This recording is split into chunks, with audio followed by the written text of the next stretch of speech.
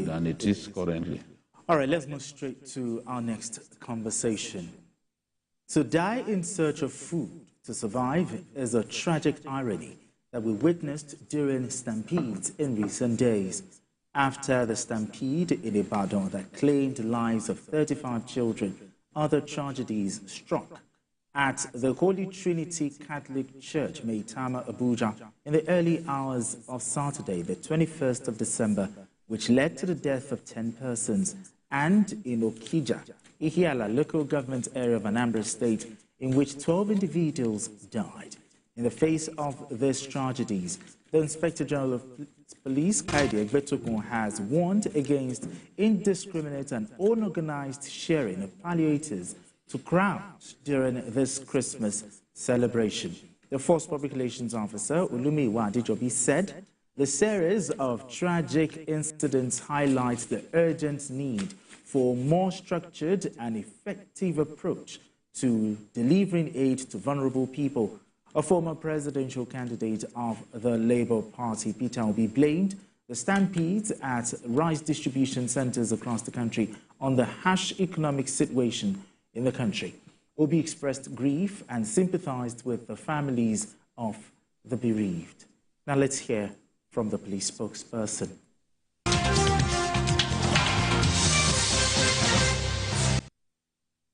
The Inspector General of Police of the Federal Republic of Nigeria has raised serious concerns about the unorganized distribution of palliatives and relief items in the country during this festive period.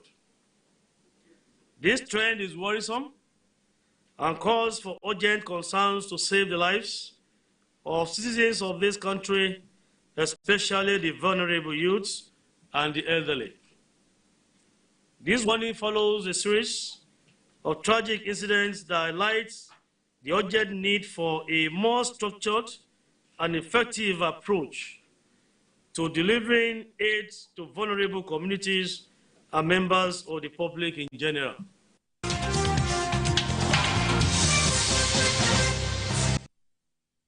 All right, let's bring the conversation home. Adewale Oyedepo, what do you make of the warning by the Inspector General of Police concerning this distribution of palliatives to the people, unorganized? I think my heart goes to on behalf of journalists hangout, to the families of these children that died, preventable deaths. I'm sure 24 hours before that none of them knew that they will leave this world. These are children that have not even experienced anything about the world and just died like that, not due to something that's not out of, they were not responsible for their own death. So I think children from fear is a common thing in Nigeria, especially during festive period. You want to give a sense of belonging to children, having gone to school, been in school for months. The year has come to an end. So it's a very good thing on its own that we cannot discourage children from going out to have fun. And also given the poverty level in the country, I believe that even if you earn 150,000 naira per month, if they are giving palliatives, you know that you also... Exactly, yeah. But I think the responsibility of security falls on the police, but not on police alone, primarily on the police. And also the people. A lot of our people, sorry to say, are not security conscious. Because if you want to distribute palliatives, you'll find out that people are not cultured. A lot of people are not disciplined. The people that came last, they want to be the first to collect the palliatives. And the organizers, they don't organize this event in an orderly manner, giving preferences to pregnant women, preferences to elderly, preferences to children, nursing mothers. Okay, you come first, take your own, and then... Why is it that people find it difficult to organize themselves? Like, I saw a video, even to enter into a plane. Yeah. I saw crowd. I just, why is this so... That lack of discipline is an affliction of our people, not just government alone. Our people lack discipline. In most things that we do. So because if you are expecting about 1,000 people, you should know that there's going to be a crisis. Then you have another lay, then you can even limit the number of people you are, inviting. give invitations. If you don't have invitation cards, you cannot even, because you know the number of palliatives you want to, you know it's not for the whole country. So you know I have palliative for 500 people. Then limit that number. So immediately 500 people are able to enter. You ensure that you close the gate. And so I think what happened could have been prevented. It happened in a Catholic church in Abuja, then a village very close to Hiala, by somebody who wanted to give palliatives to the poor people, and also the one at Ibadan, where children lost their lives. So it's quite unfortunate. And I hope that the police will not just warn. They should take proactive measures. Where you say gathering that is above 100, there should be, the next police station should be alerted. There should be people walking around monitoring ambulance and all that. It's not, don't just leave it for the organizers alone. If you notice that people are gathering, you should be able to inform the police and say, look, something is happening here. Then they bring their van, close the gate so that you can prevent deaths. So what has happened is what we could have prevented. It shouldn't have happened at all. It's not an act of God. It's an act of man, lack of responsibility on the part of some individuals. All right, BK, one would think that the tragedy in Ibadan should, act like a lesson to most of the people that live in Abuja and Anambra, but it did not. No, we don't learn from the past. We don't learn from Don't learn. In 4 days now, we've lost about 65 people to stampedes. The police said 22 persons died in Anambra, in the Okija area, and then some died in Abuja again. On the 28th of May 2022, in Rivers State, a church organized something like this, and 31 persons died. I remember interviewing the Commissioner of Police in that state at that time. It's the same reason. People simply blame this on, oh, it's hunger, oh, it's this. They do not want to lay the blame where it really should be. Some people are more concerned about the publicity that organizing these things will give them than taking the right safety measures. And that's why I think what the IG said was right. If you want to organize an event where there will be so many people, you must take care of crowd control. You must take care of crowd control. Some of these people have so much money that when they are moving around, they move in a convoy of numerous vehicles, sometimes with up to 10 policemen guiding them so that kidnappers do not lay their hands on them. But they can't hire enough policemen to help them control crowds at the venues of these giveaways that they are doing. And I'm saying, so if it happened in 2022 at that church and people died, why can't we learn from that? What happened at that time? Once the church announced that they were going to share food, people had begun to line up from the previous day, the day before. They lined up, and some of them became so impatient that they then decided that, okay, let me try to, let's try to surge to the front. And the process, the gate of the church was broken, and people began to rush, and that stampede occurred. People died. If they had crowd control measures in place, these things will not happen. No one is saying don't assist Nigerians. Assist Nigerians. Hunger is not even a new phenomenon. I was looking at a newspaper of 1980. You were talking about hunger. I was listening to the music of my parents' church in Ilorin. That music, they waxed that album in 2011. They were talking about the fact that Nigerians were hungry, that our currency was sliding. You know?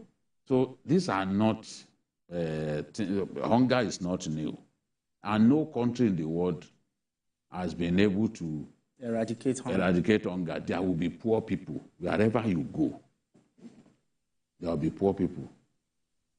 You go to the UK, you see people, homeless people. You see people begging for money by the side of the road. Go to the US, you see homeless people. Homeless people. They don't have a home. It's by the roadside. That's where they sleep.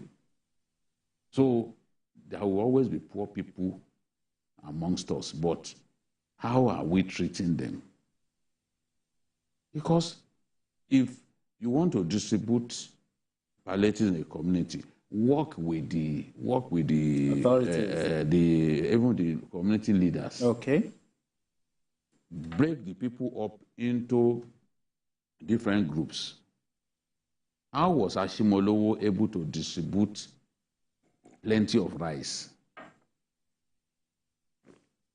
He didn't make it a day affair. He spread it over days.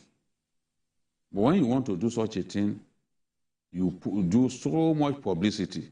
Like it happened in Ibadan. People traveled from neighboring communities to come and join others. And that kind of crowd came, you could not manage the crowd.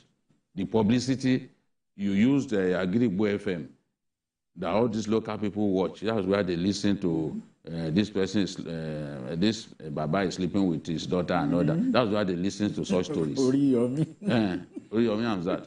They used his radio station. Of course, you know that the masses, that they listen to it a lot. So if you use that kind of medium, people bombard the area, and that's what happened. And they didn't have any, they didn't put safety measures in place. So if you want to do this sort of thing, you are supposed to work with the police. Exactly. But if you are thinking, oh, if we work with the police, we will need to give police money, that is still better than putting people's lives at risk. We have to keep learning. The immigration thing, you know how many people died? Exactly. And the one that I talked about earlier, 28th May 2022, the church. The church. Another church now organized something like this, refusing to learn from the mistake of that, of the Port Harcourt church. So I think that the IG said the right thing. We cannot watch this continue. 35 children dead in Ibadan. It is. And then 22 adults in Okija, all within a matter of 4 days. Just 4 and days. Then I think about 10 in Abuja again. So this has to stop. This has to stop. If we must distribute food to our people, we have to do it in an orderly manner. Exactly. So with the best of intention, when you want to do something good, if it is not well planned, in your opinion, do you think the organizers should be made example? They should make examples of these organizers to avoid a repeat? Well, in other countries, the organizers will be made to face the law. Do we have laws that guides events like this? The IG has stated it clearly. So if there are aspects of the constitution they are violated, they need to be made to pay, for the crime committed. One of the problems why these things keep repeating is that, after each event, nothing happens. The boat driver that took Junior Pope. What has happened to him? Even though the guy was doing the film, the clips, and warning. He was saying, like, you're overspeeding. What's going on? What happened to him? So we don't enforce our laws. We don't set examples. There are no sanctions for bad behavior. And there is no reward for even good conduct. Except things like this coming from non-government, non-stakeholders like the award given to BKO. We hardly reward people that are doing good work, and we don't sanction people that are, committing offenses. So there should be sanctions. Good government should let people know that in future, people want to plan such events, they will learn. If we don't do it, people will just say, we can do it again after nothing will happen. But so while we round off, okay, we've tried different ways to tackle poverty and hunger. We've tried NAPEP, Shopee, you win. But the poverty level, provisional cash transfer, but this thing is not reducing. It will not go down for 2 reasons. One is our lack of adequate investment. I'm not sure we are not investing. Adequate investment in agriculture. Agriculture? Yes. The second point is corruption. Even when some state governments or local governments put money into agriculture, you discover that 50% of the fund allocated probably end up in private pockets. Stolen. So they are not dealing with genuine commitment. Genuine commitment. They just say, okay, we've done the program to justify stealing. So if people were really committed to agriculture, when banks make funds available by way of loans, the rate of payback is very low. Which discourages talk about that one. Even before anchor borrowers, some of the banks lost their money from the Obasanjo era. Yeah. A lot of the banks lost their money. People didn't pay.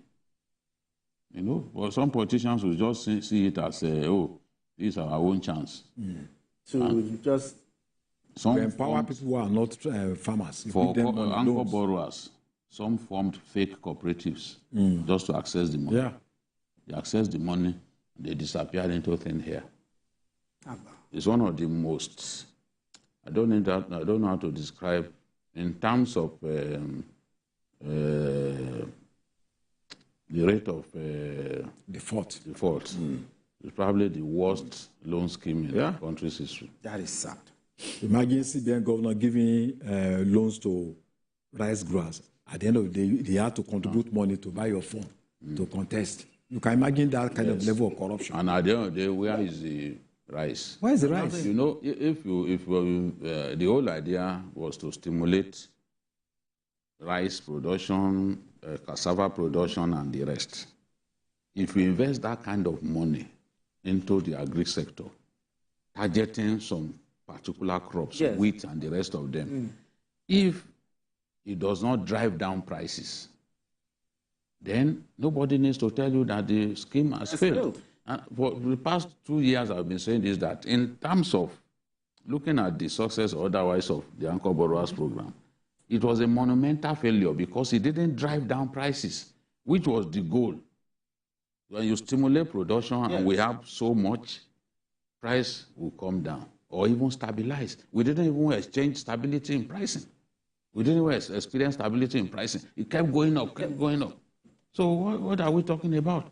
And they will organize pyramid, rice pyramid. Yeah, some of the rice that they brought them all the way from Burkina Faso and some of our neighboring countries, just to lie to Nigerians that they are producing so much rice. Such people too, you now say that you believe in God. On Sunday, you wear starched agbada. On Friday, they will see you in mosque with your tall cap. Okay, let's move straight to our final conversation. Amid rising food insecurity in the country,